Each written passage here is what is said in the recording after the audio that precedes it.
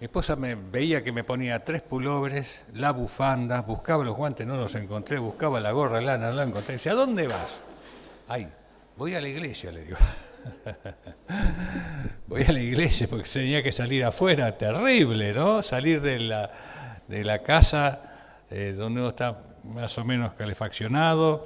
Mirá que se salieron las patitas. Cuidado. Terrible, ¿no? El frío. Ya el auto no me arrancaba porque ya anda a gas, se congela el gas. ¡Ah! Terrible. Muchos problemas, no estamos preparados para el frío tan intenso, ¿no es cierto? Pero bueno, los muchachos se están calentando por dentro. Hacen muy bien, muy bien. Y yo sabía, no me daba cuenta haber traído también el mate, algunos. Una vez fui a una reunión en Bransen, que ya son muy, muy de campo, ¿no? Y bueno, yo había tomado mate en casa. Le digo, no, me voy a lavar bien la boca, que no me sienta olor a mate, porque queda feo, uno queda el ambiente a mate. Cuando llego a la reunión, estaban todos con el mate. Este, bueno, a algunos no les gusta. Algunos predicadores, una vez me acuerdo, se enojó porque estaba, claro, se desconcentra uno, ¿no?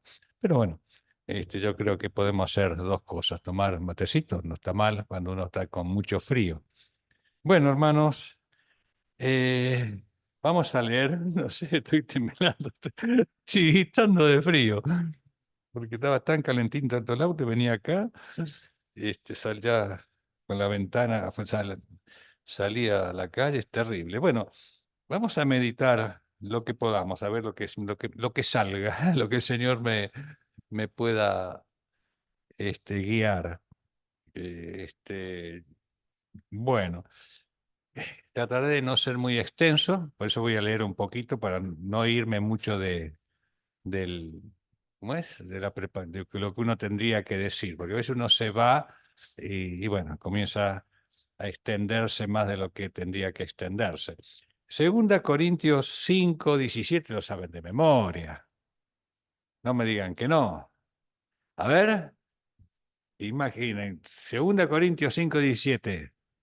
Si, si alguno, claro, de modo, empieza así, de modo, o sea, en vista de lo que ya venía diciendo, o sea, que si alguno está en Cristo, nueva criatura es, las cosas viejas pasaron y aquí todas son hechas nuevas. Ahí, a veces lo terminamos ahí, pero hay una razón de esto.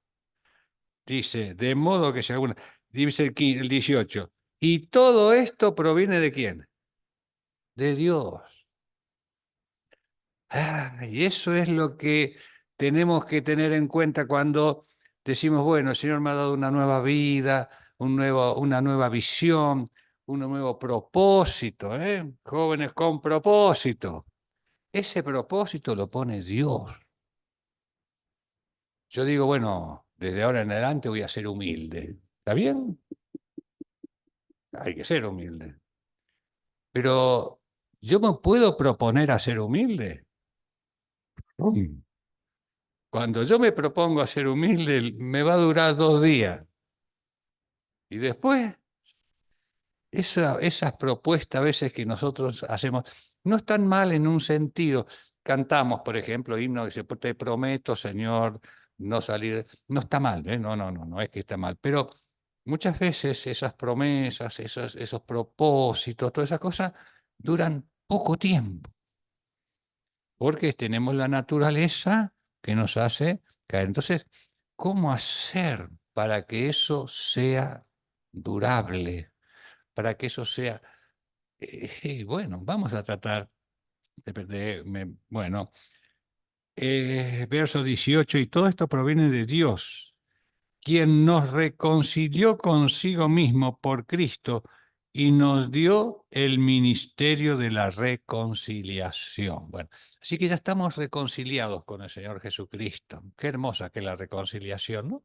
Cuando hay personas que están disgustadas, que hay problemas, y después se reconcilian. Qué lindo, una buena reconciliación realmente. Pero la reconciliación sublime, el propósito sublime de la reconciliación es con Dios, reconciliarnos con Dios.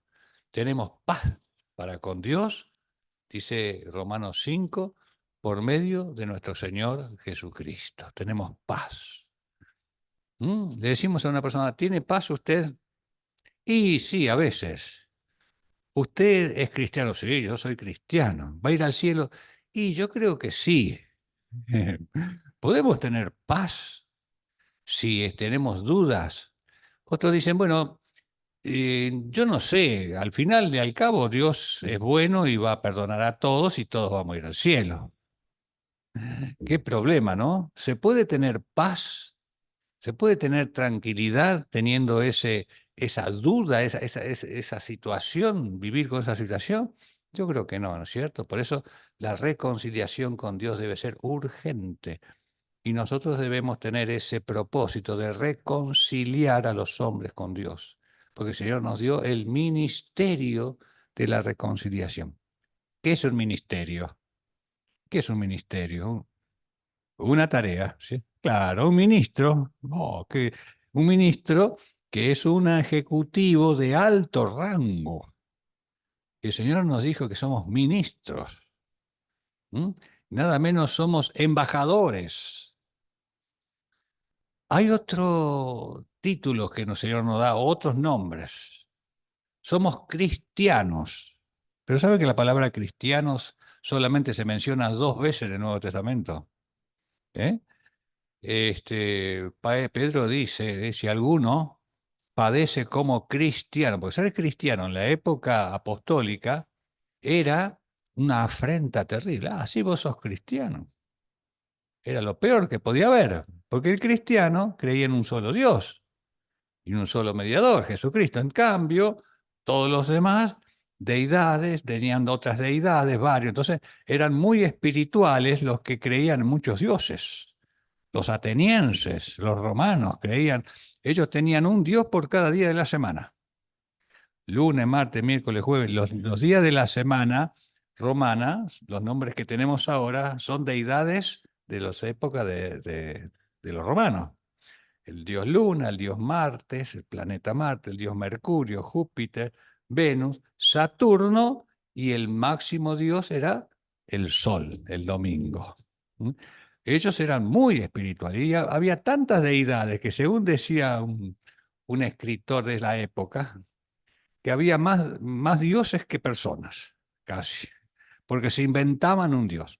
Entonces ellos eran espirituales. Y el cristiano era un ser pagano en ese entonces era un privilegio. Soy pagano. Después se cambió, se revirtió, ¿cierto? Pero, ¿qué otro nombre nos dice la Biblia? Nos llama a los creyentes. Dijimos, cristianos, ¿qué más dije? Embajadores, ministros, ¿qué otro nombre? ¿Cómo? Santos, uno de los nombres, santos, los santos, las cartas, otro nombre, a ver con qué nos conoce la Biblia. Hijos de Dios. Yo cuando era adolescente, joven, estaba en la secundaria, me decía, así que vos sos de los hijos de Dios, burlándose.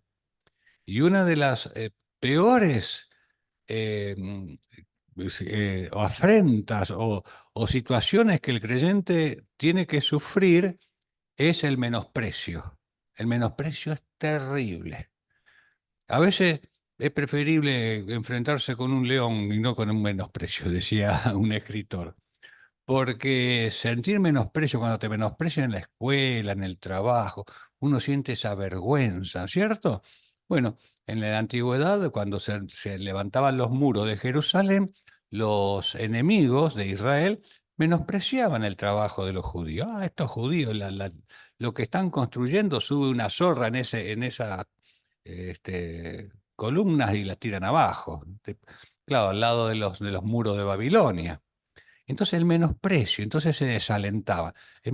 Hermanos, vamos a sufrir menosprecio. Ahora, ¿cómo nos llaman también el Señor a nosotros? Tengo otro nombre, siervos. Siervo. Hay una palabra en hebreo, en griego, que es para siervo. Como el Nuevo Testamento se habló mucho en griego, se escribió es doulos. Habrán escuchado el barco Dulos, siervos. Pero en realidad, Dulos es esclavo. La palabra correcta es esclavo. Pablo se consideraba esclavo. ¿Por qué? Porque el siervo se servía por voluntad propia, es decir, se sometía voluntariamente. En cambio, el esclavo se compraba, era comprado. Entonces, para minimizar un poco, para suavizar el término, a veces se dice siervo, pero en realidad somos esclavos de Jesucristo. ¿Eh? Qué hermosa esclavitud, ¿no? Y esta esclavitud nos da libertad, al revés de lo que el mundo cree. Somos libres. Pero ¿cómo libres? Si vos sos esclavo. Esclavo el Señor dijo, si el Hijo no os libertare, no seréis verdaderamente libres. ¿Eh? Nosotros hemos sido libres. ¿De qué fuimos libres? Del pecado que nos llevaba a la condenación. Y el hombre que cree que es libre porque hace lo que quiere, es esclavo del pecado. ¿Eh? Y el que es esclavo del pecado, dice el Antiguo Testamento, que tiene una esperanza que es como una tela de araña, se enreda de sí misma, la esperanza de el que se esclaviza con el pecado. Se enreda en sí mismo y muere en esa situación.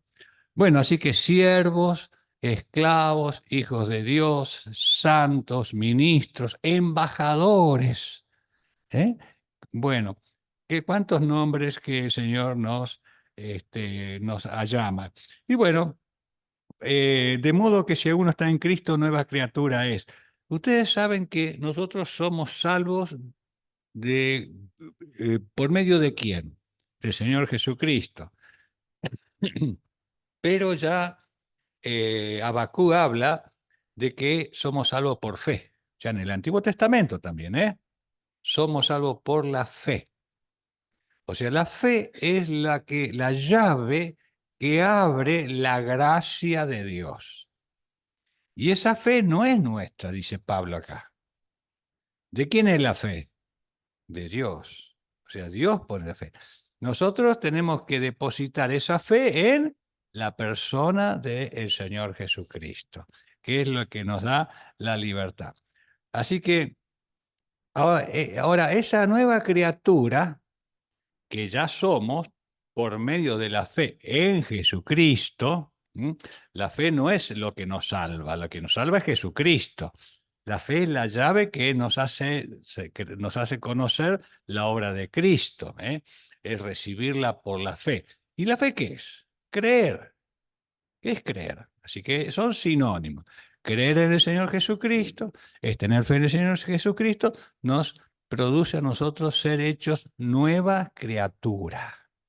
Ahora, esa nueva criatura tiene que estar acorde a esa nueva naturaleza. Porque al tener una nueva criatura, la nueva criatura es una nueva naturaleza. Y es la naturaleza de Dios. Y esa naturaleza tiene que estar acorde a lo que Dios demanda. Entonces, nosotros vamos a desear aquellas cosas que antes no deseábamos. Y ahora no vamos a desear aquellas cosas que deseábamos antes. O sea, yo tenía a mi hermano que falleció hace poco y él decía cuando era joven, no, pero si yo acepto al Señor, voy a tener que dejar de hacer las cosas que me gustan. Cuando me dijo así, terrible, pobre, decía yo. Pobre, él le gustaban las carreras de auto, salir los fines de semana, divertirse. Yo voy a tener que dejar hacer esas cosas. Y pensar que cuando uno cree en el Señor Jesucristo, esas cosas no las desea más. No las desea más. Entonces, la Biblia acá nos dice, de modo que si uno está en Cristo, nueva criatura es. Las cosas viejas. ¿Cuáles son las cosas viejas? El reuma, el olor de pierna, de cintura, el dolor, los enfermos. ¿Esas son las cosas viejas? No. Las cosas viejas son las cosas, es toda la parte moral, ¿eh? Esa parte moral que deseaba las cosas de este mundo, las cosas que este mundo añora. Entonces esas cosas viejas ya no las deseamos más. Y aquí todas son hechas nuevas. ¿Cuáles son las cosas que son hechas nuevas? ¿Cuáles son? ¿Eh? Si decimos que somos nuevas criaturas, tenemos que andar como Él anduvo. Entonces vamos a desear andar como el Señor anduvo. Vamos a desear agradar al Dios. Vamos a desear conocer su palabra. Yo voy a desear conocer, quiero saber qué dice Dios. Y el conocimiento de lo que Dios dice por la revelación que es su palabra. No hay otra revelación, ¿eh? No hay otra. Todas esas ideas o conceptos que la gente tiene espirituales, ¿eh? Todos esos conceptos que cada uno tiene, no sirven. No sirven. Lo que sirve es lo que Dios dice. Entonces, el creyente, ¿cuándo sabemos que una persona ha pasado de muerte a vida? Cuando desea las cosas de Dios. Cuando desea leer la palabra de Dios. Cuando Pablo, Saulo de Tarso, en ese entonces se convierte al Señor, el Señor llama a un hijo de Dios, a un creyente fiel que se llamaba Ananías, y le llama, le dice, mira, ve a tal lugar, ahí en Damasco, a una calle que se llama La Derecha, y busca a uno que se llama Saulo, porque impónele las manos sobre él porque quedó ciego, porque tuvo un encuentro conmigo, y quiero que él impongas las manos sobre él para que le vuelva a tener la vista. Señor, dice, era asolador de la iglesia, ¿cómo voy ahí? Ve. Ve porque lo vas a reconocer, ¿sabe por qué? Porque él está orando. Así que el reconocimiento de que iba a ser la persona a la que se le había encomendado a este Ananías, estaba en una postura de oración, estaba él orando. Se ve que ese encuentro con el Señor le mostró a él una dependencia de la oración. Y por supuesto, dependencia de la palabra de Dios. Él ya tenía mucho conocimiento de la palabra de Dios, toda la Torá. Así que le ha venido en su mente, en su corazón, todo lo que él sabía de la Torá y lo atribuyó a ese encuentro que era el Señor Jesús al cual él estaba rechazando y que ahora, por la gracia de Dios, en una forma maravillosa, tuvo ese encuentro con el Señor, en forma personal, con el Cristo glorificado. Así que la característica de un cristiano es que ora. Ora y busca conocer la palabra de Dios, ¿eh? Bueno, así que, ¿cuántas cosas pueden identificarnos a nosotros como hijos de Dios, como esclavos de Cristo? Si decimos que andamos en luz, pero permanecemos en el pecado, somos mentirosos. Ahí está la otra característica. Cuando alguien estaba en el pecado y dice ser cristiano, pero sigue en el pecado, esa persona es mentirosa. O sea, sigue con la vida anterior, sigue con los conceptos anteriores, sigue con la forma que tenía antes, pero dice que es cristiano. Dice el tal es mentiroso. Porque los que hemos muerto al pecado, ¿cómo seguiremos viviendo en él? ¿Eh? Así que consideraos muertos al pecado, muertos al pecado. Ahora, todas estas cosas les enseña la palabra de Dios. Cuando en Mateo 5:20 el Señor está en el monte, en la bienaventuranza, ¿eh? El Señor le dice a los discípulos que escuchaban su mensaje, dice, si vuestra justicia no fuere mayor que la de los fariseos y los escribas, no entraréis en el reino de Dios. Así que no tenían que ser hipócritas, no tenían que mentir, no tenían que estafar, no tenían que robar. Entonces, esa era una señal, ¿eh?, que eran hijos de Dios. Esa era la señal. Entonces, si una persona permanece en esas cosas, no puede entrar en el reino de Dios. Es una señal evidente. ¿Eh? Es una señal evidente. Cuando estaba Juan el Bautista también predicando, se acercaron unos soldados y le dijeron, Señor, ¿nosotros qué tenemos que hacer? Porque se arrepentían de su vida anterior. Bueno, no extorsionéis, ¿eh? Bueno, a nadie. Como militares, ellos extorsionaban para que recibir dádivas extras. Y los fariseos y los publicanos que se arrepentían, ¿qué hacían? Devolvían lo que habían robado. Un caso, a ver, ¿se acuerdan que era así? ¿Quién era? Saqueo. ¿Cómo sabemos que Saqueo se arrepintió? Se arrepintió. Señor, si en algo he defraudado a alguno, lo devuelvo cuadruplicado. Otro fue Mateo. ¿Eh? Eran ricos, eran recaudadores de impuestos tremendos. Abandonó todo para seguir al Señor. ¿Eh? Así que, y otros no, otros decían, Señor, déjame que primero termine mi negocio y después te voy a seguir. Déjame que voy y entierro a mis padres, porque mis padres todavía son ancianos, voy a esperar que ellos, cuando ellos mueran, yo te voy a seguir. Bueno, es una señal de que no querían dejar la vida vieja, ¿cierto? Así que qué maravilla es saber cómo podemos conocer si realmente nosotros somos creyentes, ¿eh? Así que todos estos pasajes nos hablan mucho de la nueva conducta que los creyentes debemos manifestar y debemos. Y una de las cosas también que debemos saber es que el creyente, cuando dice ser creyente y está en las manos del Señor, va a tener persecución. Va seguro. Para eso tenemos que leer Primera Pedro. Si alguno, ¿lo leemos? A ver, Primera Pedro capítulo 1. ¿Qué les parece? Primera Pedro, después de Hebreo. A ver, ¿tienen todos la Biblia? Primera Pedro 1. Fíjense qué maravilla lo que Pedro está escribiendo a los creyentes judíos. Ustedes saben que él fue encomendado por el Señor a pastorear las ovejas del pueblo de Israel. Así como Pablo a pastorear a los gentiles, llevar el mensaje a los gentiles. Dice Primera Pedro capítulo 1, verso 3. Bendito el Dios y Padre de nuestro Señor Jesucristo, que según su grande misericordia nos hizo renacer para una esperanza viva por la resurrección de Jesucristo de los muertos, para una herencia incorruptible, incontaminada, inmarcesible, reservada en los cielos para vosotros. Él empieza con esa promesa que Dios ha hecho a través de Cristo.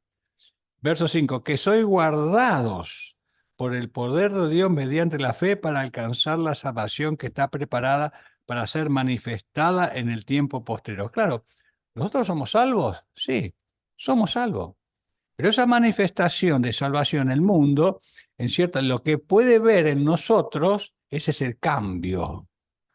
Pero se burlan del cambio nuestro. Se burlan. No importa, que se burlen. Va a llegar el momento que esa salvación va a ser visible al mundo.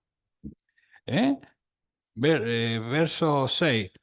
En lo cual vosotros os alegráis de esa salvación, aunque por ahora, por un poco de tiempo, si es necesario, tengáis que ser afligidos en diversas pruebas. A ver cómo dice, quizás tengáis que ser afligidos. No dice, quizás tengáis que ser afligido. Vas a ser afligido en diversas pruebas. Verso 7. Para que sometida a prueba vuestra fe, mucho más preciosa que el oro, el cual, aunque perecedero, se prueba con fuego, sea hallada en alabanza, gloria y honra cuando sea manifestado Jesucristo. O sea que nosotros vamos a sufrir persecución.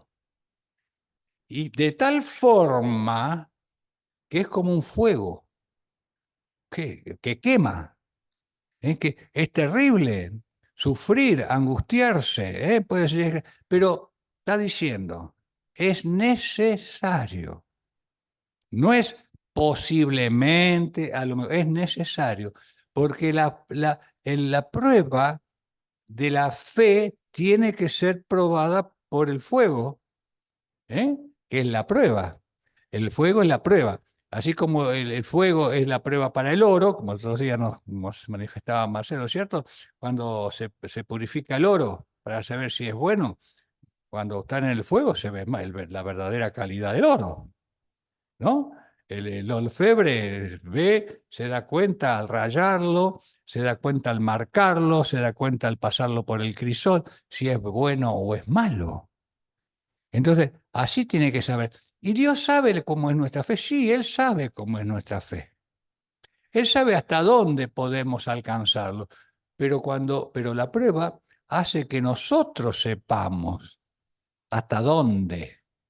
Es una prueba y una demostración, no solamente un valor que nosotros, digamos, estamos evaluándonos, sino para que el mundo, el que no es creyente, evalúe esa fe.